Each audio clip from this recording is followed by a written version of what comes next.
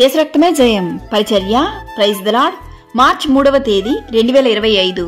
ఈరోజు దేవుని వాక్యము.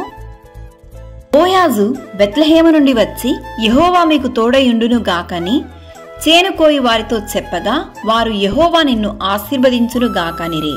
రూతు గ్రంథము 2వ అధ్యాయం 4వ వాక్యము. అవును క్రీస్తునందు ప్రియులారా, మన దేవుడైన యెహోవా సర్వశక్తిమంతుడు.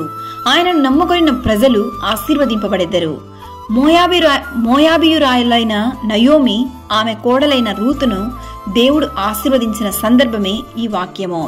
రూతు పొలములోనికి వచ్చి చేనుకోయి వారి వెనక పొలములో ఏరుకొనెను. ఆ పొలములో ఆమె పోయిన భాగము ఎలిమెలేకు వంశస్థుడైన బోయాజుది. రూతును బోయాజు కనికరించెను. యెహోవా నీవు చేసిన దానికి ప్రతిఫలమిచ్చును. ఇశ్రాయేలు దేవుడైన యెహోవా రెక్కల క్రింద సురక్షితముగా నుండునట్లు నీవు వచ్చితివి. ఆయన నీకు సంపూర్ణమైన బహుమానమునిచ్చునని ఆమెకు ఉత్తరమిచ్చెను. ఈరోజు ఈ వాక్యం వింటున్న ప్రియ సహోదరి సహోదరులారా, దేవుని సన్నిధిలో నీవు మోకరిస్తున్న ప్రార్థనను దేవుడు ఆలకించును. ఒకవేళ నీవు మనుషుల ఎదుట నిందింపబడి అవమానింపబడి ఉన్నట్లయితే దిగులు చెందకు. రూతును ఆశీర్వదించిన ఆ దేవాది దేవుడు సంపూర్ణమైన బహుమానంతో నిన్ను ఆశీర్వదించును.